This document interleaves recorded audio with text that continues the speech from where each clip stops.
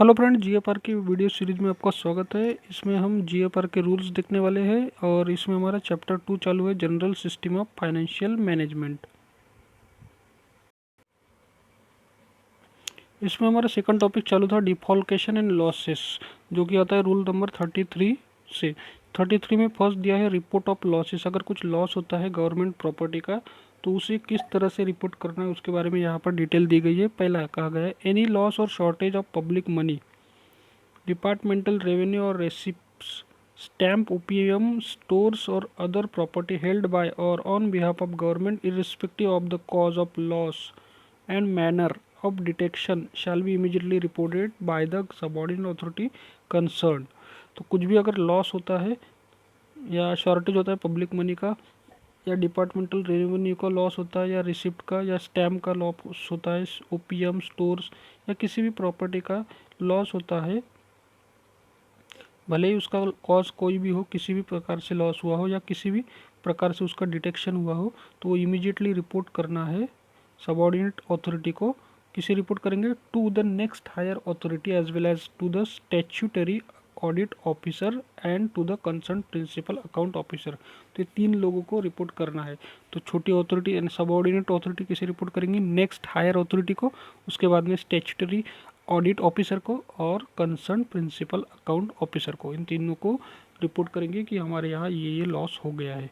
उसके बाद में even when such loss has been made good by the party responsible for it, भले ही जिसने वो लॉस किया है उसने वो पैसे वापस भर के दे दिए, लेकिन फिर भी रिपोर्ट करना ही है।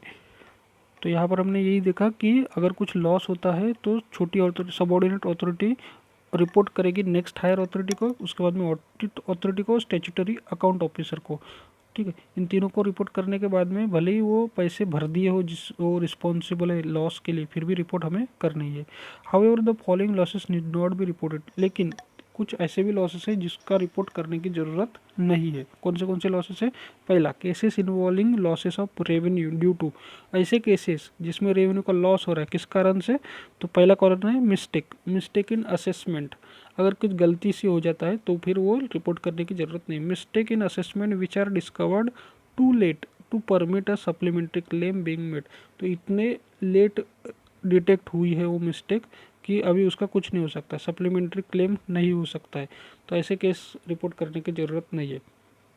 Mistakes in assessment which are discovered too late, बहुत ही लेट डिटेक्ट हुई मिस्टेक, तो वो रिपोर्ट करने की जरूरत नहीं है। दूसरा कहा गया under assessment which are due to in interpretation of the law by the local authority being overruled by higher authority after the expiry of the time limit prescribed under the law.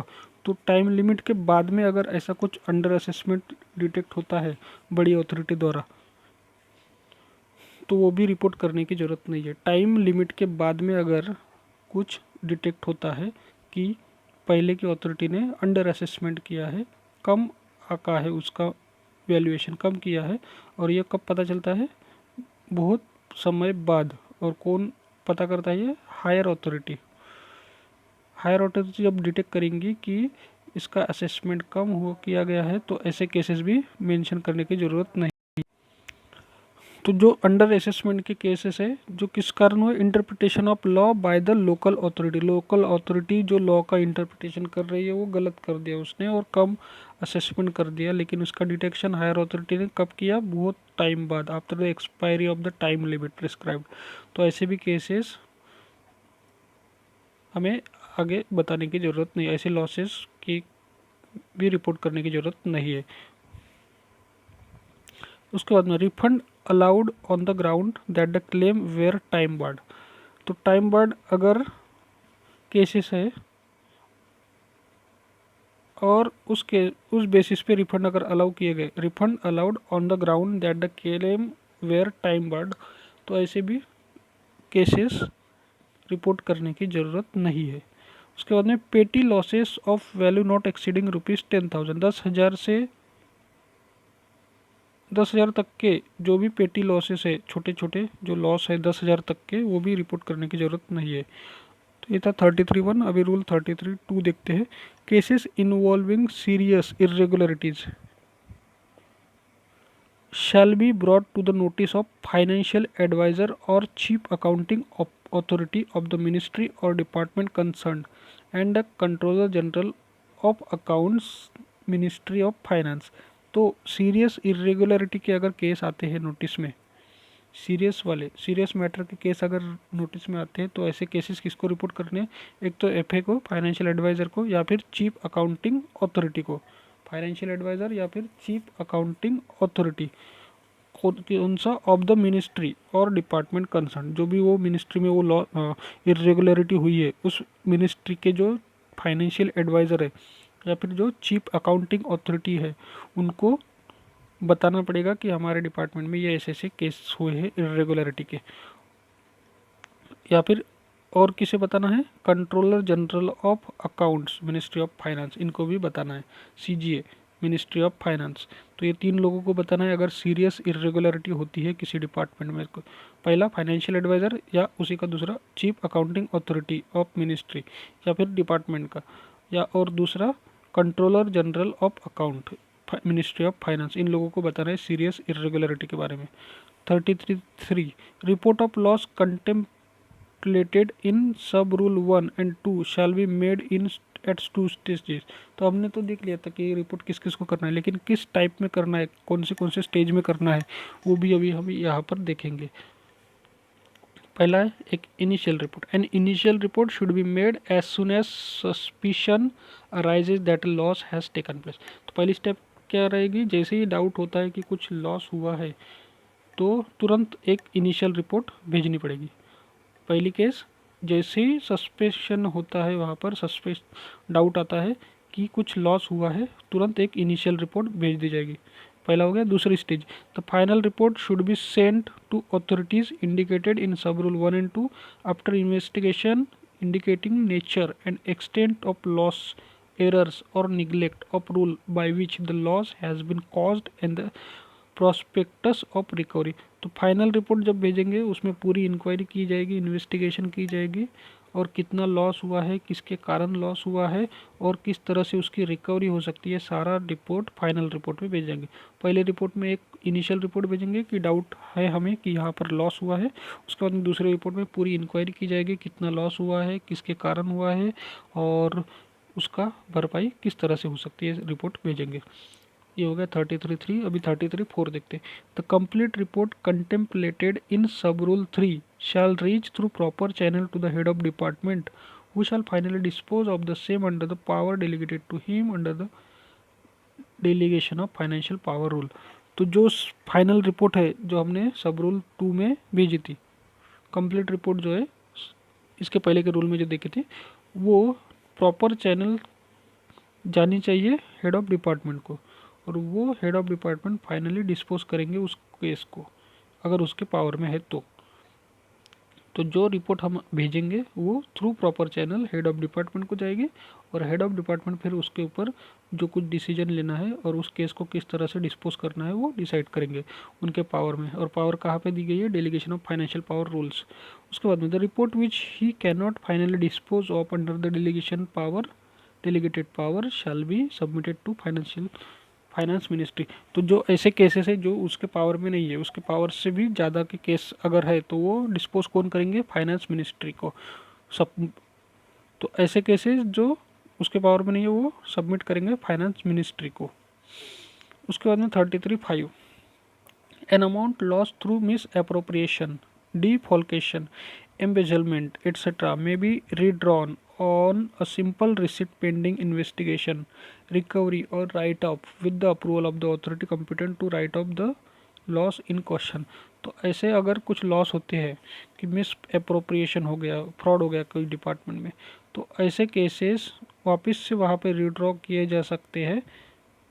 तो वहाँ पे procedure दिया है, simple receipt pending investigation या recovery से भी जो official portal है उससे रिकवरी भी कर सकते या राइट ऑफ या उसको माफ भी कर सकते with the approval of authority competent to write off the loss in question. तो जो अथॉरिटी राइट ऑफ करने के लिए कॉम्पिटेंट रहेंगी वही अथॉरिटी के अप्रूवल से ये हो सकता है। अगर केस कौन से इसकी होंगी, अमाउंट जो लॉस्ट हुई है वो मिस अप्रोप्रिएशन से हुई है लॉस। तो An amount lost through misappropriation, defalcation, embezzlement, etc. may be redrawn on simple receipt pending investigation, recovery, or write-off with the approval of the authority competent to write off the loss in question. उसके बाद में 33(6) in cases of loss to government on account of culpability of government servant, the loss should be borne by the central government department or state government concerned with the transaction. तो अगर किसी official ने government servant ने forward किया है और government को loss हुआ है तो वो लॉस कौन बेयर करेंगे, किसको होगा, वो सेंट्रल गवर्नमेंट डिपार्टमेंट को, जिस डिपार्टमेंट का वो ऑफिसर है उसको, या फिर स्टेट गवर्नमेंट जिसके साथ में वो ट्रांजैक्शन हुआ है वही उसको बॉर्न करेगी, वही डिपार्टमेंट या गवर्नमेंट, सेंट्रल गवर्नमेंट या फिर स्टेट गवर्नमेंट जिस गवर्नमेंट ऑफिस का वो एम्प्लॉय है. Similarly Penney recoveries are made from the erring government official in cash. The receipt will be credited to the central government department or state government department who sustained the loss. तो जिस department का loss हुआ है उसी department में वो पैसे वापस भरे जाएंगे अगर जो एरिंग गवर्नमेंट ऑफिशियल है जिसने वो गलती की है वही ऑफिशियल पैसा भरता है वापस. तो अगर रिकवरी होती है तो उसी डिपार्टमेंट को पैसा मिलेगा जिस डिपार्टमेंट का वो लॉस हुआ है.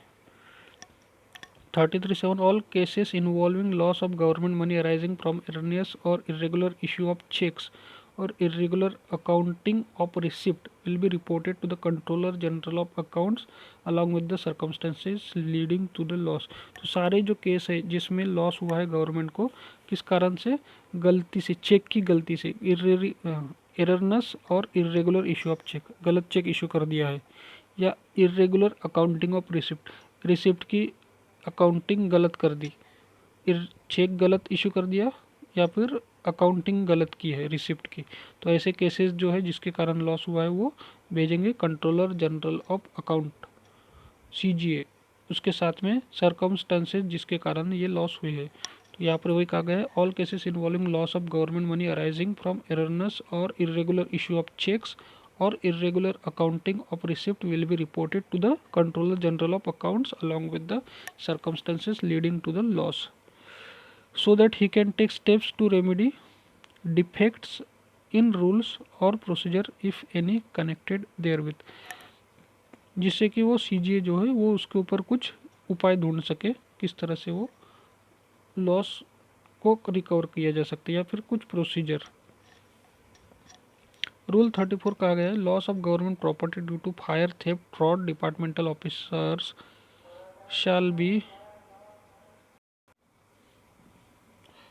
shall in addition to taking action as prescribed in Rule 33 follow the provision indicated below in case involving material loss or destruction of government property as a result of fire, theft, fraud, etc. तो अगर government property को नुकसान होता है, अगर आग लग गई या चोरी हो गई या फ्रॉड हो गया तो उसके लिए भी कुछ प्रोसीजर करनी है, वो यहाँ पर दी गई है. गवर्नमेंट प्रॉपर्टी को अगर आग के कारण या चोरी के कारण या फ्रॉड के कारण कुछ नुकसान होता है तो उसके लिए क्या प्रोसीजर करनी है वो यहाँ पर दी गई है. All losses above the value of ₹50,000 due to suspected fire, theft, fraud etcetera shall be invariably reported to the police for investigation as early as possible. तो 50,000 से ऊपर के जितने भी केसेस है आग लगने के या चोरी के या फ्रॉड के वो डायरेक्टली पुलिस को रिपोर्ट करने पड़ेंगे. तो लिमिट कितनी है, 50,000 के ऊपर की. A formal investigation report should be obtained from the police authority in all cases which are referred to them. तो जो भी केस हम पुलिस को रेफर करेंगे उसकी इन्वेस्टिगेशन रिपोर्ट हमें पुलिस से कलेक्ट करनी पड़ेगी. उसके बाद में rule 35 losses of immovable property bye fire, flood etcetera. अगर इमूवेबल प्रॉपर्टी है जैसे मकान हो गया या घर हो गया, कुछ बिल्डिंग हो गई, उसको अगर आग के कारण या फ्लड के कारण पूर आ गया वहाँ पे, उसके कारण अगर लॉस होता है तो क्या करेंगे. All loss of immovable property exceeding ₹50,000 such as buildings, communications और other work caused by fire, flood, cyclone, earthquake और any other natural cause shall be reported at once by the subordinate authority concerned to the government through the usual channel. तो जितने भी loss है जो 50,000 से ऊपर के हैं किसके कारण हुए, फायर, फ्लड, किसी भी कारण से, तो वो सारे गवर्नमेंट को रिपोर्ट करने हैं. All other losses should be immediately brought to the notice of next higher authority, और बाकी के जो लॉस है वो नेक्स्ट हायर अथॉरिटी को रिपोर्ट करने हैं। 50,000 के ऊपर वाले गवर्नमेंट को रिपोर्ट करने हैं और बाकी के जो लॉस है वो नेक्स्ट हायर अथॉरिटी को बताना है। रूल 36 में कहा गया है report to audit and account officer. Audit and account officer को रिपोर्ट कौन से केस करने हैं वो यहाँ पर बताए गए। After full inquiry as to the cause and the extent of the loss has been made, the detailed report should be sent by the subordinate authority concerned to the government through the proper channel। तो पूरी inquiry होने के बाद कि किस कारण से loss हुआ है और कितना लॉस हुआ है, एक डिटेल रिपोर्ट हम भेजेंगे, सबऑर्डिनेट अथॉरिटी भेजेंगे किसको, गवर्नमेंट को, थ्रू प्रॉपर चैनल। और a copy of the report और abstract thereof being simultaneously forwarded to the audit officer and PAO, pay and account officer. Government को तो भेजेंगे, साथ ही एक कॉपी हम ऑडिट ऑफिसर को भेजेंगे और PAO को भेजेंगे। A copy of the report और an abstract thereof being simultaneously forwarded to the audit officer and PAO। Rule 37 responsibility of losses. An officer shall be held personally responsible for any loss sustained by the government through fraud or negligence on his part। तो अगर किसी officer का negligence के कारण loss होता है या fraud होता है तो उसके लिए उस ऑफिसर को रिस्पॉन्सिबल माना जाएगा। He will also be held personally responsible for any loss arising from fraud or negligence of any other officer to the extent to which it may be shown that he contributed to the loss by his own action or negligence। तो उसके negligence के कारण किसी दूसरे officer ने fraud किया है, ऐसा अगर डिटेक्ट होता है तो इस ऑफिसर को भी हम रिस्पॉन्सिबल मानेंगे उतने कारण के लिए जितने कारण के लिए रिस्पॉन्सिबल है। The departmental proceedings for assessment of responsibility for the loss shall be conducted according to the instructions contained in Appendix 1 and those issued by the Ministry of Personnel from time to time। तो Appendix 1 में इसके proceedings के ruling दिए हैं किस तरह से उसकी रिस्पॉन्सिबिलिटी फिक्स की जाएंगी और मिनिस्ट्री ऑफ पर्सनल इसके ऊपर हमेशा गाइडलाइंस देती रहती है। उसके बाद में है rule 38 prompt disposal of cases of loss. Loss के केस को किस तरह से डिस्पोज करेंगे उसके बारे में। Action at each stage of detection reporting write off final disposal in cases of loss including action against delinquent and remedial measures should be completed promptly with special attention to action against delinquent and remedial measures taken to strengthen the control system. तो strong action लेनी है इसके detection के लिए, fraud detection के लिए हर एक stage पे ऊपर, रिपोर्टिंग के लिए भी, राइट ऑफ अगर करते हैं उसके लिए भी, फाइनल डिस्पोजल के लिए की भी। तो लॉस के हर एक केस में प्रॉम्प्ट एक्शन लेनी है और जो डेलिक्वेंट ऑफिशियल है उसके ऊपर एक्शन लेनी है और रेमेडियल मेजर्स जो है यानी उसके जो उपाय जिससे कि आगे ये फ्रॉड ना हो उसके ऊपर भी यहाँ पर एक्शन लेनी है। तो ये सारी चीज़ें यहाँ पर बताई गई है कि हमारी सिस्टम किस तरह से स्ट्रॉन्ग बनाई जाए। नेक्स्ट है third submission of record and information.